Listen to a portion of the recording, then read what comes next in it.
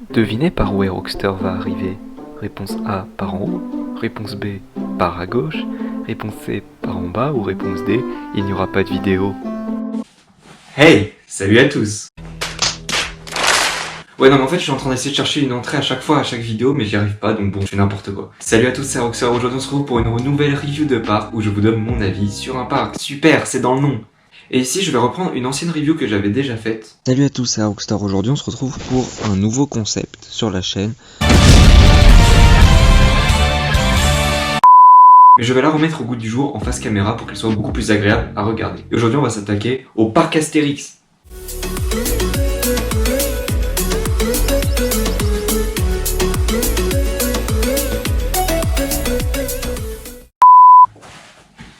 Évidemment, je remets mon chapeau parce que on change pas une équipe qui gagne. Je vais pas perdre trop de temps, sinon ça va être vraiment beaucoup trop long. Du coup, c'est parti pour les coasters. Les coasters de ce parc sont vraiment très sympas et il y a eu un bon développement ces dernières années. Comme d'habitude, je vais vous parler un peu rapidement de chaque coaster et leur mettre une petite note sur 20. Il y a d'abord Osiris qui est l'un des coasters les plus récents, qui a un peu propulsé le parc. C'est vraiment une attraction très sympathique, qui est très belle et qui procure quand même de très bonnes sensations. On a aussi Tonnerre de Zeus. Alors au moment où je filme cette vidéo, je n'ai pas encore testé la version retraquée, donc je vous mets une note avant, mais bien sûr, ça va sûrement progresser avec le temps.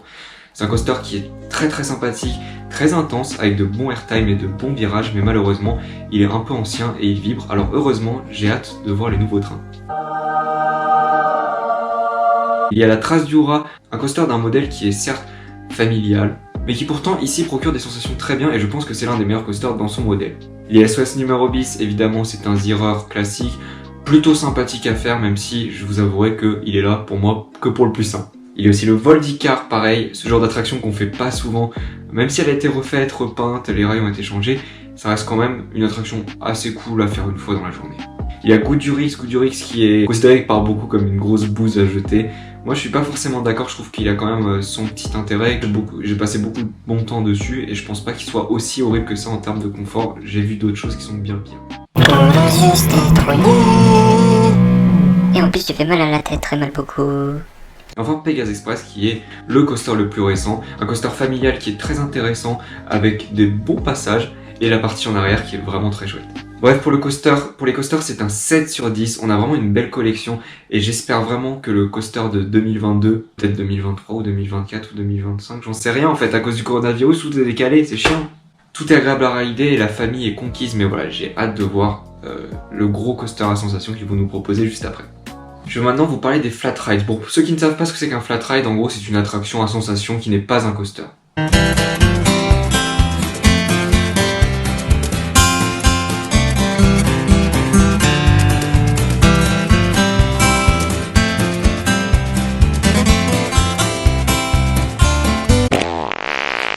Il y a tout d'abord la Galère qui est le bateau pirate du parc, très bien placé au bord du lac, je trouve ça super sympa, malgré le fait que voilà, ça reste quand même un bateau pirate.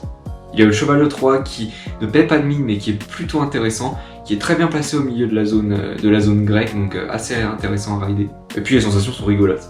Il y a aussi Disco Bellix. Alors malheureusement quand j'ai fait cette vidéo, j'ai placé Disco Bellix en flat ride, mais apparemment c'est redevenu un coaster. Ouais, j'y comprends rien. Mais ça reste que c'est quand même assez inconfortable sur certains points, même si c'est plutôt amusant. Et le passage au-dessus du lac, pareil, avec les effets d'eau et les effets de flammes, c'est super cool. Même si le débit, voilà, est complètement pourri. Et enfin, on peut terminer avec l'Hydre de Lerne, qui est, ma foi, assez sympathique, même si le tour est un petit peu court et que ça manque un peu de punch. Bref, pour moi, les flat rides à sensation, je mettrais un 5 sur 10. Des attractions qui sont plutôt cool, mais c'est vrai qu'il manque bien un gros flat impressionnant. Comme une tour de chute par exemple, ça serait vraiment très sympa, ou d'autres flats un peu intéressants. Après le parc a quand même beaucoup de visiteurs, donc il faudrait trouver un flat qui permette d'avoir un bon débit.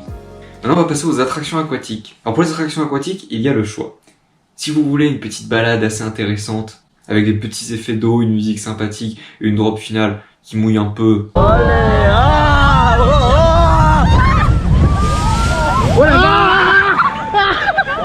Tu as dit que ça mouillait pas. Voilà, vous pouvez faire le grand splash, qui est assez intéressant, mais les effets d'eau marchent pas, c'est assez chiant. Évidemment, si vous voulez être trempé, Ça fait pas cool. Le regret. Arrêtez. Non.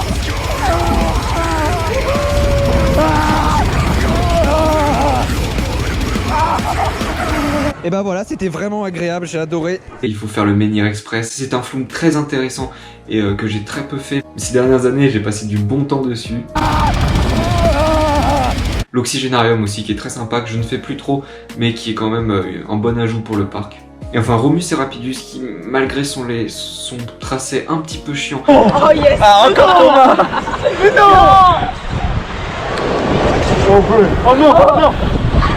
It was at this moment that he knew. He fucked up. Voilà, il mouille pas tant que ça et c'est vraiment dommage. Il reste quand même un point de vue assez intéressant sur Pégase Express. Pour les attractions aquatiques, j'ai mis 7,5 sur 10. C'est vraiment très très bien, même si voilà, je pense que certains efforts doivent être un peu faits sur la thématisation, sur Romus et Rapidus et sur le Grand Splash. Alors pour les Dark Rides, souvenez-vous, dans mon ancienne vidéo, j'ai parlé du Transdémonium. Mais il n'existe plus, c'est chiant. Voilà, moi je suis triste, moi j'aimais bien le faire quand il était ouvert quand même, au moins une fois dans la journée. It's been a long day without you, my friend, and I'll tell you all about it when I see you again. Bon bah du coup on va devoir se contenter du défi de César. Tout l'intérêt de l'attraction était qu'on avait des salles qui étaient vraiment sympathiques avant. Maintenant la moitié marche plus, on sent que plus personne n'est intéressé par cette attraction et c'est trop dommage. Mais le parc s'est bien relevé avec son cinéma 4D Attention Menhir que j'ai énormément apprécié faire. Voilà, j'ai été surpris, la thématisation était très chouette, le film était super amusant et très très bien fait. Donc ça c'est bien fait, ça c'est une bonne nouveauté. Voilà, normalement j'aurais mis un 4 sur 10. Mais là je pense que... Allez, je vais mettre un 4 sur 10 parce que vraiment il manque encore un vrai Dark Ride. Un Dark Ride sur Astérix, il y a tellement de possibilités et malheureusement avoir seulement ce qu'on a maintenant c'est dommage. Mais on croit peut-être à un Dark Ride interactif, ça serait sympa. Maintenant on parlait des attractions pour enfants et j'ai mis un 9 sur 10. Pourquoi? Parce qu'en fait on a la forêt d'Idéfix qui est un lieu entièrement dédié aux enfants. On retrouve plein de petites attractions qui peuvent être faites par les plus petits et ça c'est super chouette. Bon, par contre c'est chiant parce que du coup moi je peux même pas monter dedans. Moi je voulais faire la tour de suite pour enfants. Mais voilà, c'est pas le niveau d'Europa Park malheureusement, mais c'est vrai qu'on a quand même beaucoup d'attractions qui sont faites pour les enfants, un peu disséminées dans tout le parc, mais surtout au milieu avec la forêt d'Idéfix. Donc vraiment c'est un super point positif, et ça c'est très bien. Pour la thématisation, j'ai mis un 7,5 sur 10. On a un beau parc très agréable avec certains quartiers qui sont vraiment sublimes, notamment l'Égypte ou la Grèce, qui sont super bien thématisés. On a une belle intégration et on aime être à ces endroits-là. Autour du lac aussi, on a de très belles vues sur les coasters qui sont vraiment très agréables.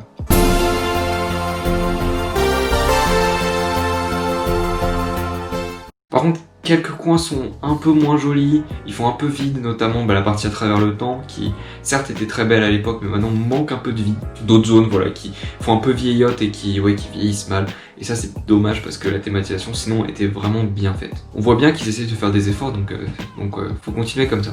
Pour la restauration, j'ai mis un 6 sur 10. J'ai jamais beaucoup mangé dans ce genre de restaurant. Dans mes souvenirs, c'était bon, et il reste encore des efforts à faire. Notamment, le point positif, c'est qu'on peut manger du sanglier. Oui, c'est cool. Maintenant, parler du prix. Alors, le moment où je vous parle, le prix était à 49 € pour une journée simple pour un adulte, et le prix du parking était de 12 €. Pour moi, c'est encore un peu cher malgré l'offre qui est proposée. C'est quasiment le prix d'Europa Park en fait, sauf qu'on n'a pas du tout le même nombre de coasters, on n'a pas encore cette qualité. Je comprendrais que le prix soit élevé si on avait la nouveauté, le nouveau coaster, mais là c'est vrai que pour moi c'est un peu dur à passer encore. Pour la propreté, je vais mettre un 8 sur 10. Le parc est très bien entretenu, on y retrouve quand même quelques petits défauts à certains endroits, c'est quand même très bien. Dans l'ensemble, c'est quand même quelque chose de très agréable à faire. Et pour le fonctionnement, on a quelques pannes de temps en temps, c'est vrai, dans la journée, j'en ai connu sur toutes les attractions à peu près, mais c'est quand même très bien géré, et je me souviens sur Disco Bellix, on avait quand même pu par exemple le faire juste après, il a réouvert, la panne n'avait pas duré trop longtemps, donc franchement ça va. Bref, les réparations sont rapides et le public est bien prévenu, donc on peut pas faire beaucoup mieux. On va maintenant passer à la conclusion.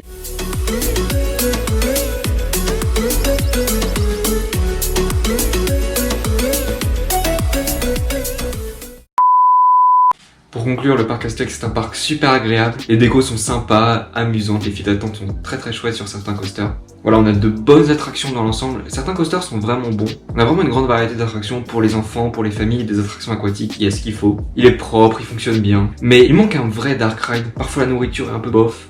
et le prix est parfois un peu gênant. Et puis c'est vrai que dans ce parc, des fois on attend quand même un bon paquet de temps sur des files qui sont parfois un peu chiantes. Ouais voilà, c'est tout ce que j'avais à dire sur le parc Astérix. Je vais essayer de faire quelque chose d'un peu plus concis que d'habitude pour ne pas faire une review qui dure une demi-heure. J'espère que cette vidéo vous aura plu, en tout cas n'hésitez pas à me le faire savoir, à mettre un petit pouce bleu, à vous abonner, à mettre la cloche. N'hésitez pas surtout aussi à commenter pour me donner votre avis sur d'autres parcs. D'ici là on se retrouve pour une prochaine vidéo, allez ciao!